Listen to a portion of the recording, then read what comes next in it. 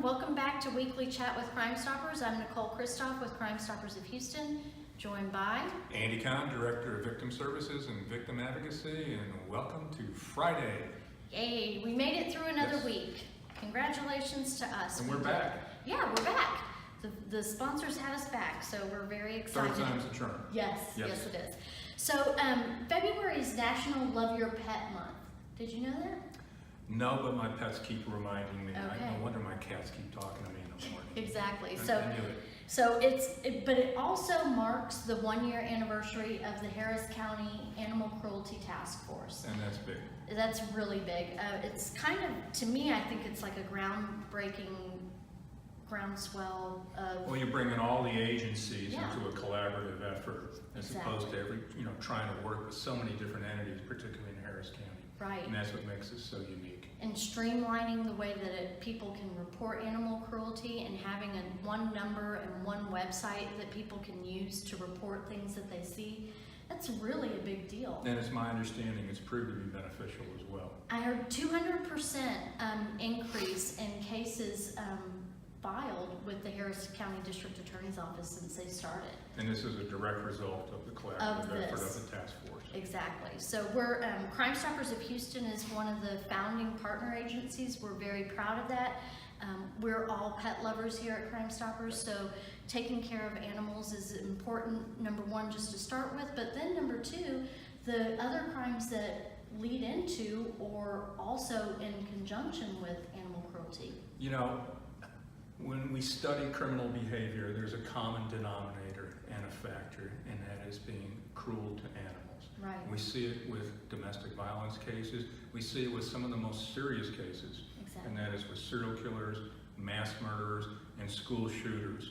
When I last looked at a report, almost half of the school shooters that were interviewed after they were taken into custody stated that they were involved in animal cruelty.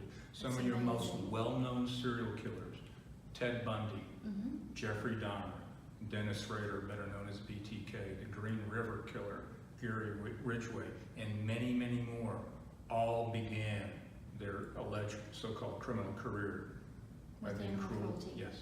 That's unbelievable. And I think the numbers with regard to domestic violence is in the either the high 80s or high 70 percentile of domestic violence survivors reporting that their partner also abused their pets. A lot of the offenders also will use pets as leverage Exactly. in relationships and trying to keep charges from being filed. Right. So pets become, kind of caught in the middle, and they pay a price. And it's just a shame.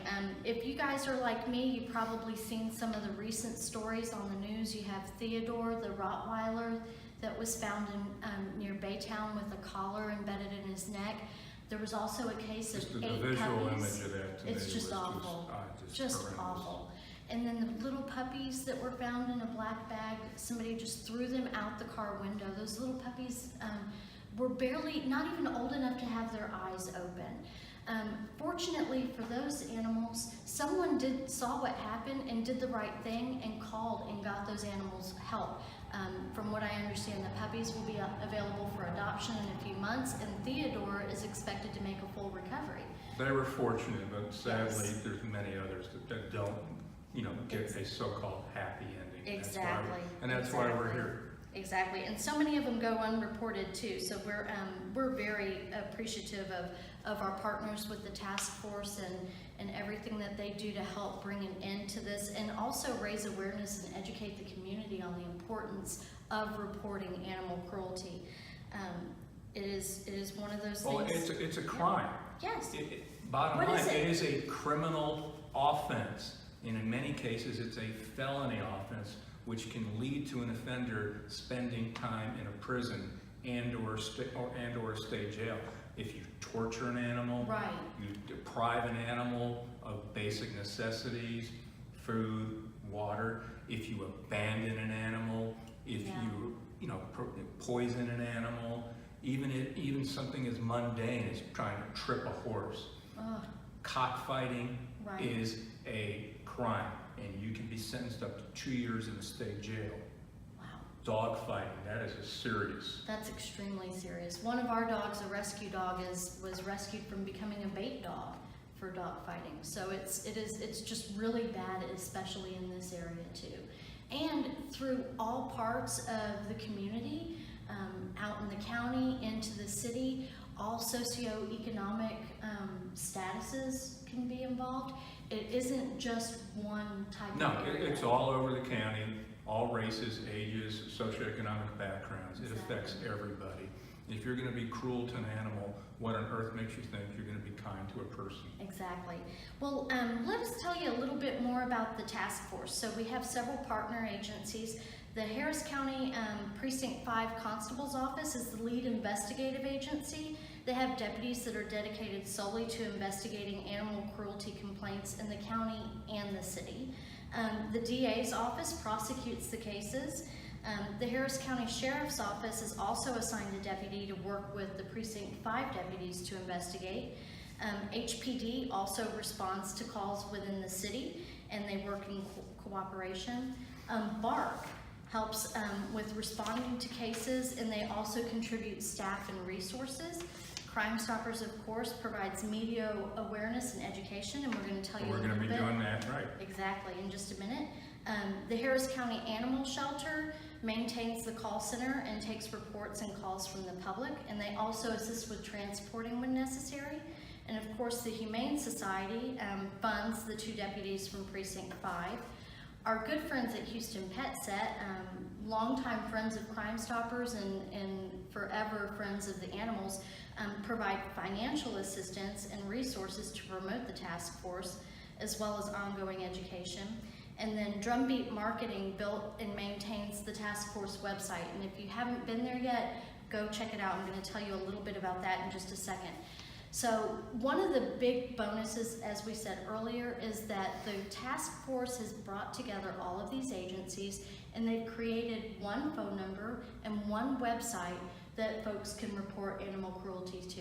So it's not, you don't have to wonder and worry, am I in the city, am I in the county, Right. Who do I call, I don't know what to do.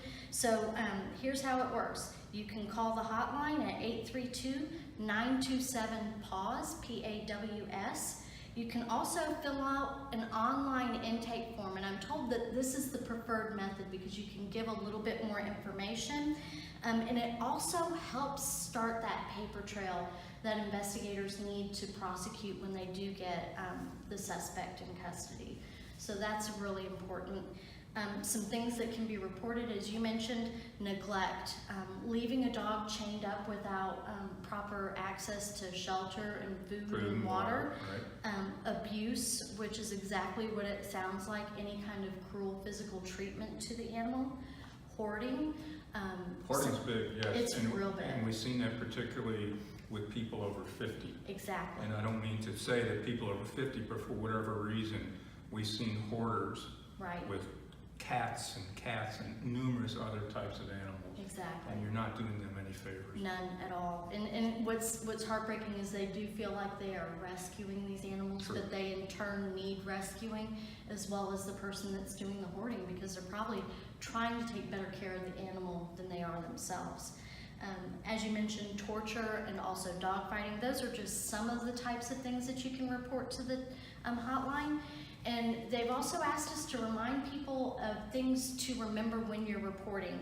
If you're reporting a neglect case, it's really important, as much as you want to go help that animal and get them food and water, if you do that, law enforcement cannot see for themselves the condition that the animal was in.